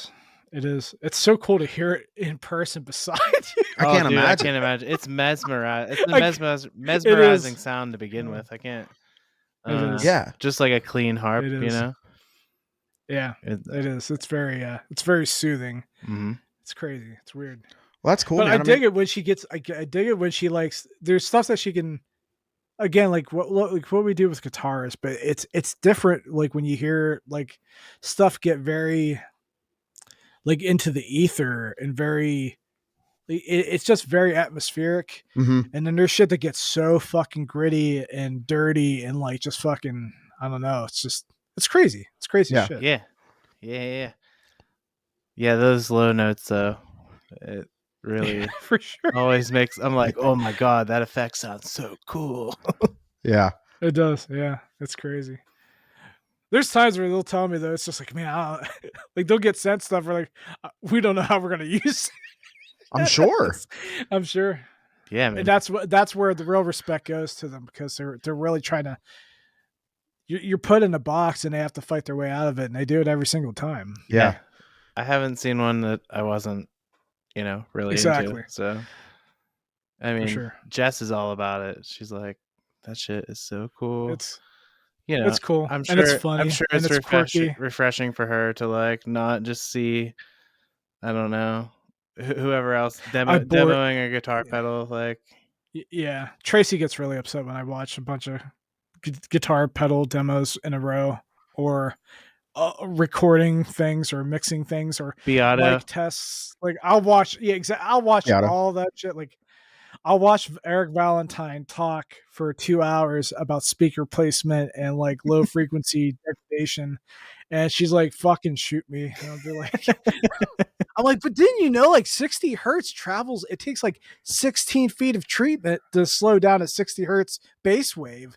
And she's like, And "I they're don't like, give a no, I shit." don't care. I was like, well, now I know I can't fix the low end in this room, so at least I know that. Like, let's watch Law and Order again. Yeah, There's nothing wrong with same Law and thing, Order. man. We'll be watching stuff, and then I'll sneak a bass video, and it's like, I'm gonna go read. I'm like, all right, like you don't want to stick around and listen to 8 minutes of some guy turning knobs on a fucking weird pedal that I'm never even gonna buy. Yeah. Like, don't you want to know the difference between this 10 and this 12? What the bass output is, or what Yeah, right. What the frequency If you spectrum wait is? around 60 seconds, he's gonna sweep that whole knob from left to right, man. Come on. Yeah. So, Dude, listen to this bass overdrive. Listen to that Yeah. growl. Ah, Damn, dude. now I know I need this. so when This dark glass, it sounds so fucking good. Yeah. When Josh Scott was doing all that weird shit with clones, it's like, Mhm. Yeah. I come down the stairs. You're not gonna believe what he's doing now with them. It's like, she's Like, going yeah, exactly. oh Like my I watch God. the one just I love Josh's. I love the J. I can never say it without sounding like I haven't had a few drinks. The JHS show. Yeah. The one that went in depth over the rap pedals, like between the white face and Oh, all so the many. others. And I was just like, I didn't realize like it got that deep of a rabbit hole. And every time I thought I knew about fuzz, he schools you again. Yeah. There's a new one coming out here soon. I can't really talk a lot about, but Okay. I just learned more about early old school fuzz puddles again. I didn't even know about, and it's crazy shit. And it's just like you learn shit on that show, not just get you do, like, yeah, for sure. It's historic. They do an incredible job of like making it entertaining for He's like very not just informative. Yeah. I love the informative Absolutely. shit. The history stuff makes me excited. And he travels too to learn that shit Yeah, I too. know. Like, I just saw him in Japan recently. I like with all those pedal builders. I like their live format. I had a little I love it. I had a little learning curve. Killing like it. they're killing it. I love the addition They're of killing it. Joshua, not Josh, but Joshua. Joshua. Yeah, I got hair. And he has a master's degree. I got hair envy off that guy, man. Like, I know, he's great. Dude, even the ones where they AB and like they don't let you know which one it is. It's great to fool you. Is this the cheapo or is this the real fucking deal? And I love that Josh is not afraid to like let you know, like, hey, like don't have a credit card statement over over the tone. Like, you don't have to like get divorced over this clon. Yeah. It was like, this pedal's $40. It's it's a cup of coffee. Like, go buy this one. Like, you don't need that one. Which is great. Sure. I laughed so hard when Emily didn't care for that clone. Yeah. This is this number 2. I was just like, not many people get to play through that thing. Exactly. Yeah. I begged Russ, I'm like, you need to have her, if they'll let him put that fucking harp through that sub tech over there. Like, right. Dude. Russ was like, he's like, yeah, sure. I'll tell him. But I'm like, dude, I even said it in the chat. Like hopefully someone would like try it. Like, hey, anyone just try stuff. I'm like, try that soft tech, dude. Please give us soft tech wonderfulness. Yeah, exactly. Let me hear some Russian harp. Russian Cold War harp. Cold War martialness. But anyway. But it's cool shit though. But no, I greatly appreciate their channel and I think they're awesome. I think they do great things. And I hope more channels try to follow suit and to like just try to reinvent the wheel and just be innovative and funny and refreshing. And we need that. For sure. We don't need no more leads. And And the other thing too, like we all love to jam. I love how they always just love to fucking jam. Mm-hmm. Yeah. Like, come on, let's jam this one out. Let's jam this one out. It's crazy 10 shit. minutes later, freaking the captain's doing a solo with Chappers or whoever, you know. For sure. That's some like old school. See, that's the thing. Yeah. That channel specifically, it was like super entertaining to me when I first got into guitar YouTube. And then like after a while, I feel like the algorithm really like I don't know. I just feel like the algorithm changed because when I first got into like I hate the algorithm. Watching pedal demos and shit and like figuring out what I wanted to build my rig with, it used to just recommend like gold like that, like very interesting random people from all over the globe doing music stuff. Yeah. And it really doesn't do that anymore. It's like they changed it. Instead of playing is in my algorithm a lot, and I don't really even, because a lot of the stuff he says is over my head, so I don't watch a lot of it, you know. So it's like I just feel like YouTube has gotten a little strange with it. They changed the algorithm from looking at what video you're watching and suggesting the next one based off of that to like a more general of your entire search history kind of thing. And then also mixed it in with like trending. Even if you didn't watch it. Exactly. Yeah. and then also like mixed it in with just like generally trending channels or videos, which is why like I'll be watching something and then some shit will come on that I've like never even seen, which is like very rarely is cool that you're like, what the fuck is this? Yeah. I would have never like clicked on this, but like most of the time it's so not, I'm like, what the, like, stop playing this. Like, I wish there was a button, like, do not ever fucking recommend this again. I don't want to hear it. Yeah. You know? Yeah. But it's just based off of like what's popular based off of like 6 other things you clicked on rather than it used to be like, I'm watching bass pedal videos, right? And it's just going to look at, that's what's on the TV. That's what I'm going to play next. And that fucking worked. That's what everyone liked. Like, it can't be that fucking hard to bring it back. It's so bad to the point now where it's like, it's broken at a level where I'm a big fan of, well, even I'm about to complain. I'm a big fan of YouTubing from my living room through my console through like, you know, like just chilling, relaxing. I barely watch cable. And so I'm a YouTube premium. I can't deal with the ads. I'm not going to. Yep. And, with that family plan, we got it like 3 years ago. It was like $15 a month. And then plus you get your music service up to like what, 5 or 6 accounts. So it was just like, it was a no brainer. So like my family, everyone cannot have to worry about the ads. We have a YouTube music service. Sucks, but it works. And you know, but, it is what it is. But like the thing that gets me mad is like when you try to like just scroll through videos, it will preview them and it'll instantly think that that's what I want to watch next. Yeah. And just because I read what the headline said for an MSNBC thing, now it thinks I want to be fed all that shit. Yep. All the NBC or MSNBC, CNN, and Fox News garbage. I'm not going to get political, but I'm just saying, like, just because you wanted to know what factually happened at said event or said like just because, like, okay, let's say for, you know, God forbid, like this happens every 10 seconds, but there's a new shooting and you're just trying to hear what the details are. All of a sudden it thinks you want to watch Fox News constantly, eat all that. And that like all the networks. And it was just like, so I like, anytime I see them try to like come up, I'll quickly scroll past them. Like, nope, they're like someone asking me for money. Like, like don't ask me for money. I'm out of here. Yeah. It's like a Jehovah's Witness. Like, no. We gave it the office. So it's just like, I just avoid it. And it's, you know, but it's other ones, same with the Instagram stuff. Like there's things that I love and I like and I follow and they get buried because, again, like you said, what's popular. And then I'll miss all my friends' posts that I love. I realize I'm like 10 posts behind, not seeing them or liking them. I'm not saying I have to like them, but like, I know I want to I want to scroll through and see what I'm following. I want to exactly. I want to see what's happening in your life. Yeah. But just because I love memes doesn't mean I want to read, you know, scroll meme accounts the entire day. Yeah. I want to see what's happening in my friends' lives. And exactly. And on the YouTube thing, it's like my fucking lawnmower needs fixed. I watched 2 videos to try and figure it out. Now it thinks I'm a lawnmower mechanic. Like, no, I'm not. Exactly. Oh my god, the Facebook algorithms are so bad.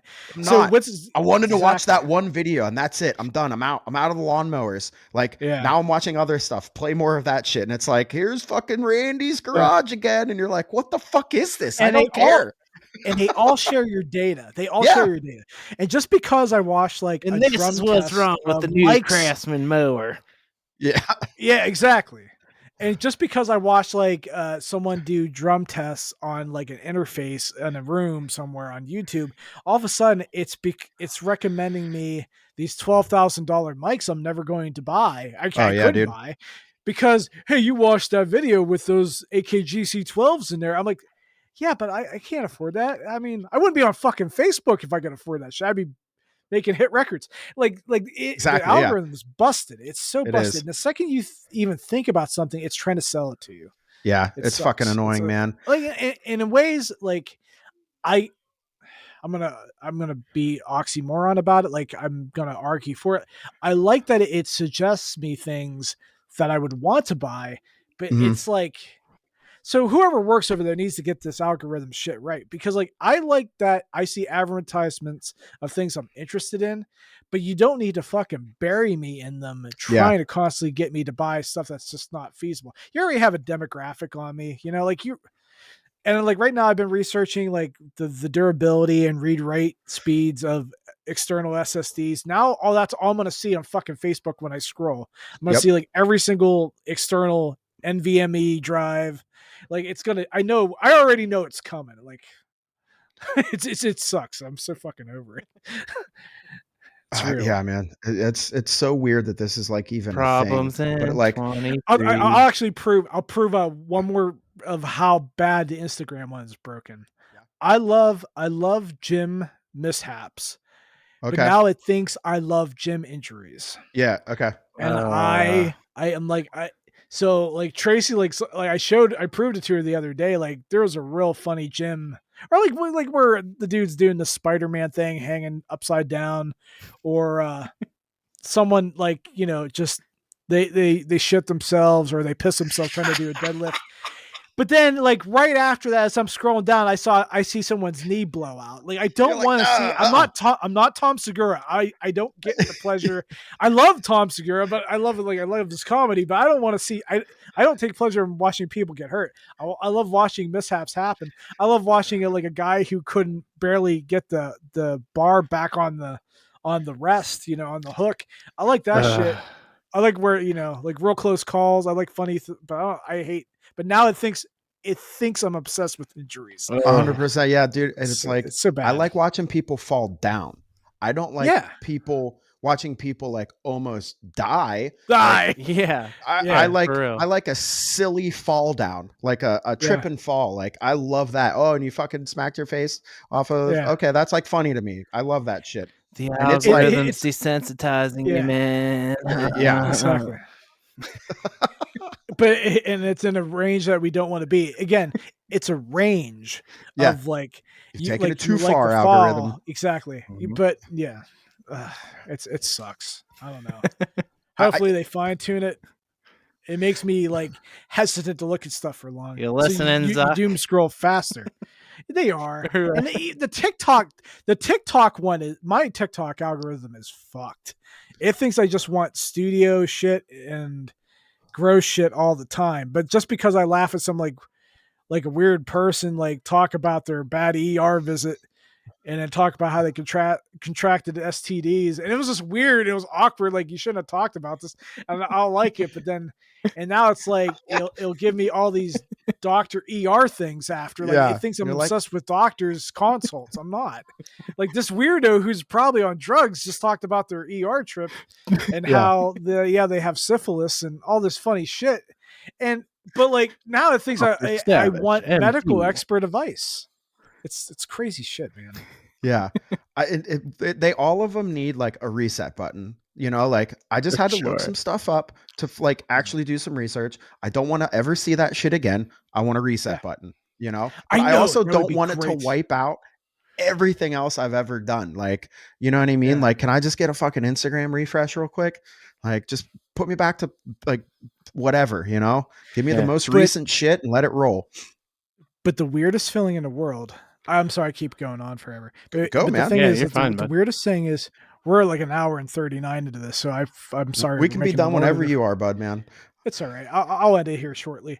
But even though I'm turning this into the Lord of the Rings length, but like what the funniest part is when you realize how garbage the social media platforms or just platforms in general are, is like when you go to YouTube and you didn't sign in and you see like what they're just posting you on the very front screens. It's like, because every once in a while my devices sign me out for some reason, and it's like, oh, this is what it looks like when you have no algorithm and you have nothing, and it's just nonsense. It's awful. Oh yeah, it's like kids playing with Legos, makeup tutorial, like Mr. Beast. Like it's all over the place. Very lavish living, hype life YouTubers. Don't forget about that cooking video, bud. Oh, dude, all the cooking videos. That too. Yeah. There's this really good one. I'll end my YouTubingness on this. There's a dude that he's really good at pushing being single and forever lonely and depression in a comical way. Henry's Kitchen. I don't know if you're familiar with comedian Henry Phillips.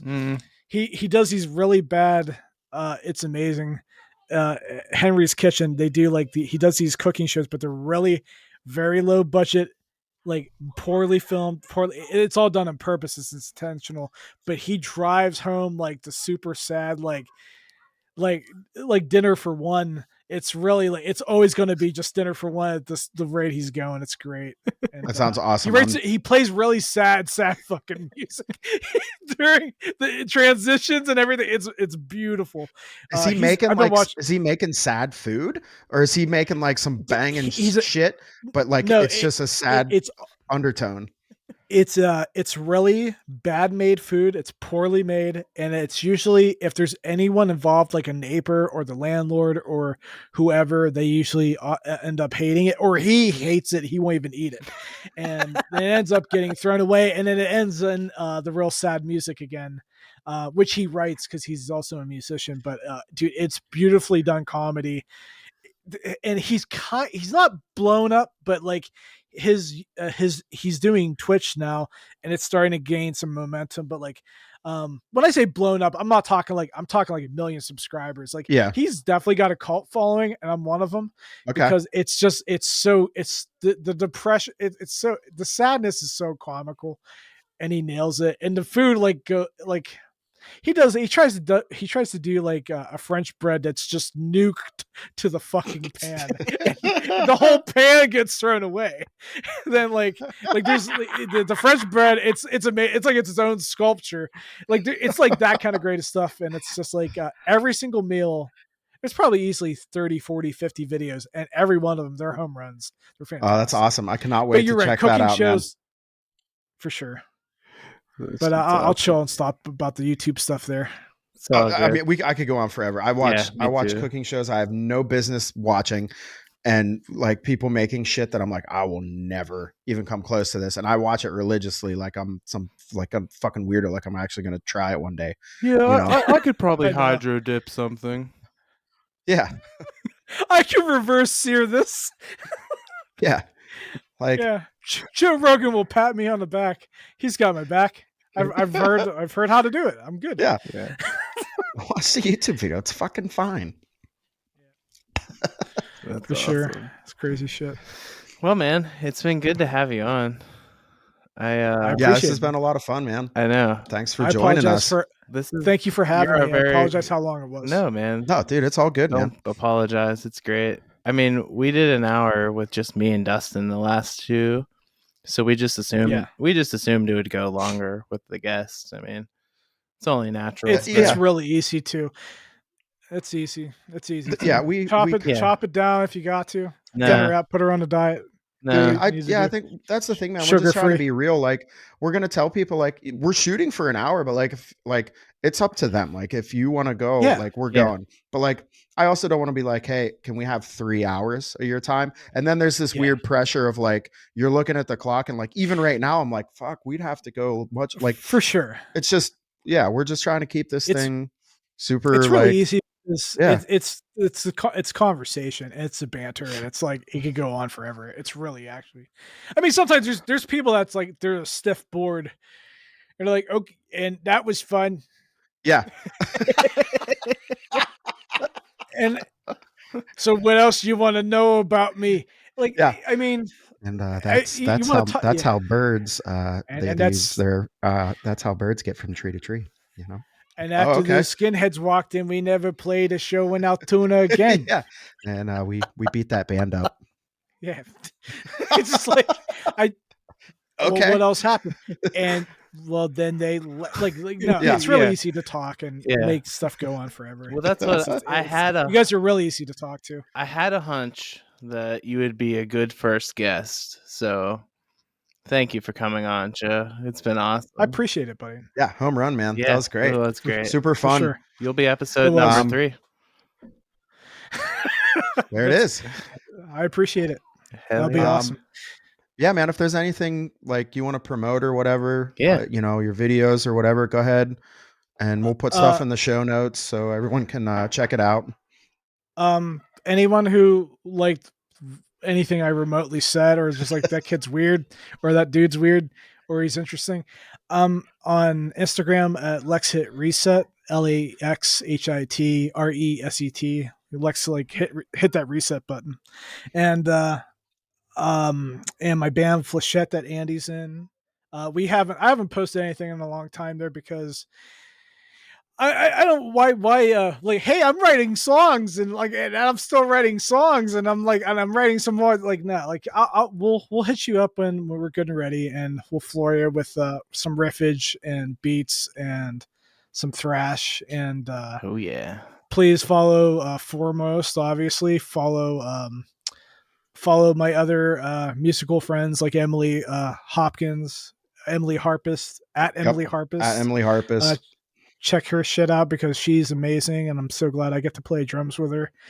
That's about it. Follow the other people from my band, like follow Endless Mike and the Bagel Club. Follow them all. Awesome, man. Pokemon. Gotta catch them all. Pokemon. All right, I think we'll end on the Pokemon. All right. All right. Sounds like a plan, buddy. All right. Cheers, guys. Thanks. See you next time. Thank you so much. See you, Joe. See you, Dustin. See ya. See ya.